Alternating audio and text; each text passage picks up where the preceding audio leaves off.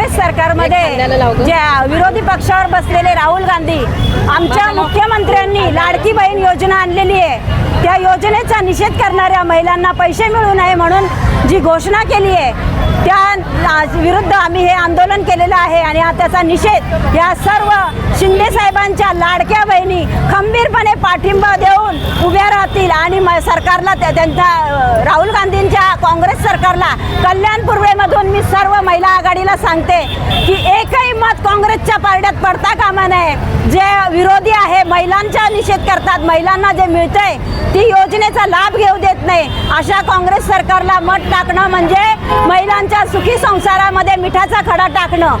हे काँग्रेसचं कामच आजपासून इथून मागेही इतके वर्ष त्यांनी तेच केलंय, स्वतः काही प्रगती केली नाही। आमचे लाडके मुख्यमंत्री यांनी अनेक योजना आणल्यात, त्या योजनेमध्ये वयश्री योजना असेल, मुख्यमंत्री लाडकी बहीण योजना असेल, कामगार योजना असेल, महिलांना घरघंटी असेल, अनेक योजना आणल्यात। त्या योजनेतून महिलांना सक्षम करण्याचं काम एकमेव मुख्यमंत्री एकनाथजी शिंदे साहेब करत असताना काँग्रेसवाले जर असं काही सुचवत असतील की ही योजना बंद पाडा तर त्याचा आम्ही निषेध करू आणि मोठ्यात मोठं, आता ही तर फक्त साधारण आंदोलन आमच्या कल्याण पूर्वेचं आहे, पण याच्या पुढे आणखी मोठं आंदोलन आम्ही घडवू आणि पाहिजे तेवढा निषेध करू, पण कुठल्याही महिलेवरती अन्याय होणार नाही याची दक्षता आम्ही शिवसेना म्हणून, पदाधिकारी म्हणून आणि जे मुख्यमंत्र्यांच्या लाडकी बहीण म्हणून सक्षमपणे त्यांच्या मागे आम्ही उभं राहू।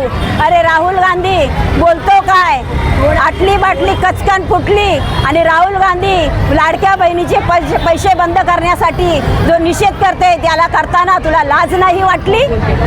जय हिंद, जय आज कल्याण पूर्वच्या महिला या शिवसेनेच्या महिला आंदोलन करत आहेत। आपण म्हणतो जेव्हा चांगलं चाललं असतं तेव्हा दुधामध्ये काहीतरी मिठाचा खडा पाडला जातो आणि ते दूध नासलं जातं। असाच प्रकार नागपूरचे काँग्रेसचे आमदार सुनील केदार यांनी केलेला आहे। पण आमच्या या बहिणी आहेत ज्यांना 3000 रुपये 1500 रुपये जे आता मिळालेले आहेत ते फार मोलाचे आहेत आणि त्यांच्या सुखामध्ये विष घालवण्याचे काम हे काँग्रेस सरकार करत आहे। तर आगामी सर्व बहिणींना, नुसत्या माझ्या कल्याण पूर्वच्या बहिणींना नाही तर महाराष्ट्रातल्या बहिणींना मी विनम्र अभिवादन करते, विनंती करते, या सरकारला धूळ चाकवा आणि एक सुसह्य सरकार या महाराष्ट्रामध्ये येऊ द्या। जय हिंद, जय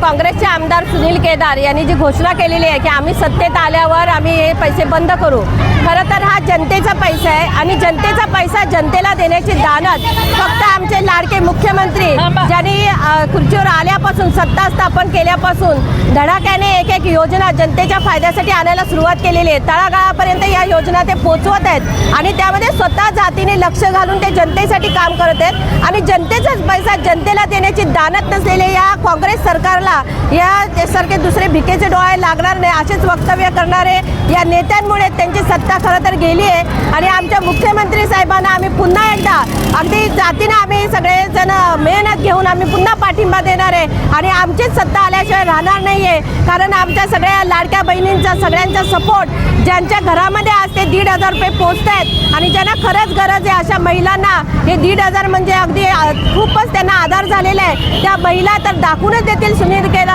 केदारची लायकी आणि आम्ही तर आता दाखवलेलेच जोडे मारून त्याला लायकी।